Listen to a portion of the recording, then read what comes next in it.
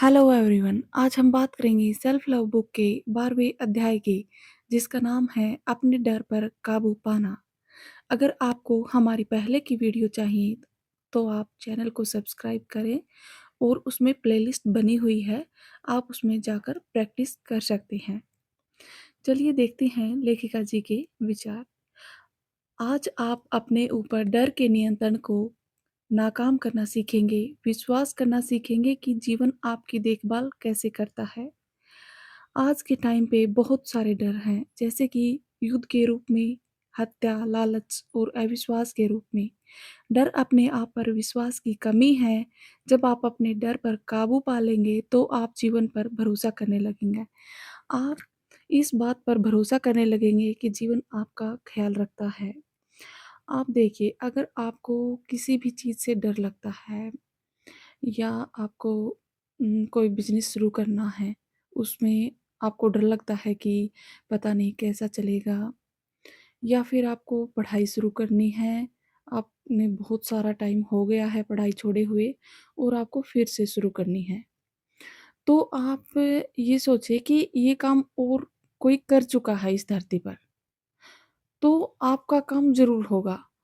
आप ये पक्का विश्वास करें कि इसमें कोई डरने की बात नहीं है, ये किसी और ने कर रखा है, तो आप कर सकते हैं। वो सब काम करें जो आप अपने दिल, अपने शरीर और अपने मन को मजबूत करने के लिए कर सकते हैं। अपने आईने और अपने अंदर की ताकत की ओर देखें और अफ़र्मेशन करें, सब कुछ ठीक है, मेरी सर्वोच्च भलाई के लिए सब कुछ काम कर रहा है, मैं सुरक्षित हूँ, प्रेम मेरी ताकत है, सिर्फ प्रेम ही सत्य है। आपका 12वें दिन का मिरर वर्क अभ्यास है। आपको अ, ये देखना है कि वह कौन-सा सबसे बड़ा डर है, जो आप इस समय अनुभव कर रहे हैं। उसको लिखना है और शीशे के बाईं ओर चिपका देना है। इस डर को पहले तो आप स्वीकार करें और उसके बाद कहें, "मैं जानता हूँ तुम मेरी सुरक्षा करना चाहते हो। मैं खुश हूँ कि तुम मेरी मदद करना चाहते हो। शुक्रिया। अब मैं तुम्हें जाने दे रहा हूँ, मैं तुम्हें मुक्त कर रहा हूँ, मैं सुरक्षित हूँ।" फिर वह स्टिकी नोट्स निकालें, उसे फाड़ दें या फेंक दें। उसको अपने आप से दूर करें और ऐसा हल्का महसूस करें कि वो चीज़ें आपके अंदर से निकल चुकी हैं। नंबर 2 है, एक बार फिर अपने आईने में देखें और अफ़र्मेशन दोहराएँ, "मैं प्रेम और जीवन पर भरोसा करता हूँ। प्रेम और जीवन मेरा ख़्याल रखते हैं। मैं उस शक्ति के साथ एकाकार हूँ, जिसने मुझे बनाया है। मेरी दुनिया में सब कुछ बेस्ट है।" अब आईने में देखें और अपनी साँसों पर ध्यान दें। जब हम डरे होते हैं, तो हमारी साँसें हम रोक लेते हैं और हमें पता भी नहीं चलता इस चीज़ का। यदि आप भयभीत महसूस कर रहे हैं, तो पूरी चेतना में साँस लें, कुछ गहरी साँसें लें। साँस लेने से आपके अंदर की वह जगह खुल जाती है, जो आपकी शक्ति है। साँस लेने से आपकी रीढ़ सीधी हो जाती है, आपके फेफड़े खुल जाते हैं और आपके कोमल दिल को पढ़ने की जगह मिलती है। स्वाभाविक रूप से साँस लेते रहें और अपनी साँसों पर ध्यान देते रहें और अफ़र्मेशन दोहराएँ। मैं खुद को प्रेम करता हूँ, खुद का नाम ले सकते हैं। मैं सच में प्रेम करती हूँ, मैं जीवन पर भरोसा करती हूँ। जीवन मुझे वह सब कुछ देता है, जिसकी मुझे ज़रूरत है। डरने की कोई बात नहीं है, मैं सुरक्षित हूँ, सब ठीक है। या आप अपने मन से भी कोई अफ़र्मेशन बना सकते हैं, जो पॉज़िटिव हो। और आपका दैनिकी अभ्यास रहेगा कि आपको जो भी डर हैं, वो अलग से लिख लेने हैं। जैसे स्वास्थ्य का डर हो सकता है, करियर, संबंध या वित्तीय साधन, कुछ भी हो सकता है। अब अपने लिखे प्रत्येक डर के लिए एक या अधिक अफ़र्मेशन लिखें।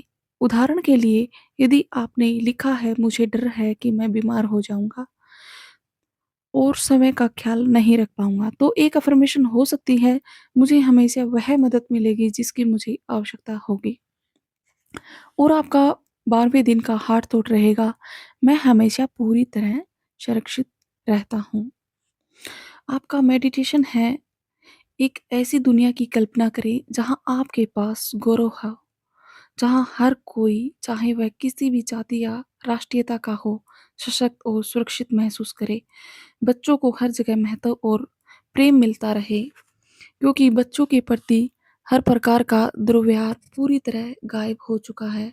स्कूलों को अपने कीमती समय का उपयोग बच्चों को महत्वपूर्ण चीज़ें सिखाने में करते हुए देखें। पैसों को सँभाल कर आर्थिक रूप से सुरक्षित कैसे होना चाहिए, फिर सभी बीमार लोगों को स्वस्थ होता देखें। कल्पना करें कि सभी बेघरों को घर मिल चुके हैं और उन सब लोगों के लिए रोज़गार उपलब्ध हैं जो काम करना चाहते हैं।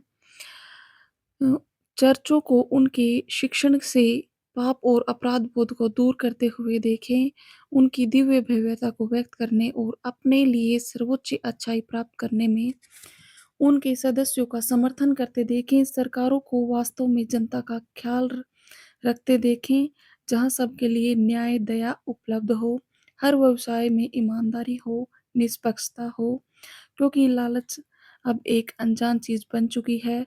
महिलाओं और पुरुषों को गौरव के साथ रहने के लिए एक दूसरे को सशक्त करते देखें, क्योंकि हिंसात्मक गतिविधियां पूरी तरह खत्म हो चुकी हैं।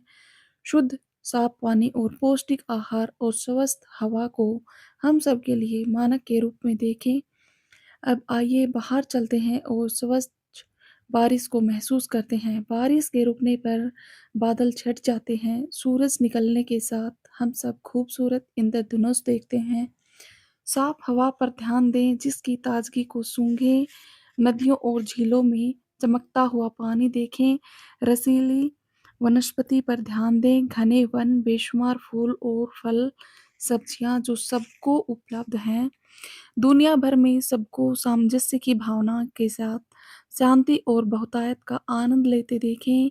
जब अपनी बाहें नीचे करके अपने दिल के दरवाजे खोलें तो आकलन, आलोचना और पूर्वाग्रह को पुराने जमाने की चीजें बनकर लुप्त होते देखें। सीमाओं को ढहते और अलगाव को गायब होते देखें, सबको एक होते देखें। सच्चे भाई-बहन जो एक दूसरे की परवाह करते हैं, अपने ग्रह को, अपनी धरती माँ को स्वस्थ और पूर्ण होते और प्राकृतिक आपदाओं को नष्ट होते देखें और फिर धरती माँ को राहत की सांस लेते और शांति का सामंजस्य फैलते देखें। अन्य सकारात्मक चीज़ों के बारे में भी सोचें जिन्हें आप इस धरती पर होते देखना चाहेंगे। जब आप इन विचारों को अपने मन में रखकर उनकी कल्पना करते हैं, तो आप इस नई सुरक्षित और प्रेम भरी दुनिया के निर्माण में मदद करते हैं। यहाँ पर लेखिका जी ने कहा है कि आप अपनी धरती को, आकाश को, इस सृष्टि को जितना अच्छा समझ सकते हैं, इस धरती के लोगों को जितनी पॉजिटिव बातें सोच सकते हैं, उतना सोचें। देखिए, कई बार हमने देखा है कि एक ग्रुप बैठा रहता है, वो मतलब किसी न किसी चीज़ की बुराई करते रहते हैं। आज मौसम खराब है या सरकार ऐसी है, कुछ ना कुछ टॉपिक। तो लेखिका जी बताती हैं कि आपको इन चीज़ों से दूर रहना है और जितना सकारात्मक हो सके अपनी धरती, अपने आसपास वातावरण में अच्छाई फैलानी है। फिर आप देखिए आपके डर गायब हो जाएँगे और आप बहुत ज़्यादा अच्छा महसूस करेंगे और अपने काम में आगे बढ़ेंगे। और हमारे वीडियो में अंत तक बने रहने के लिए बहुत-बहुत धन्यवाद। Thank you so much.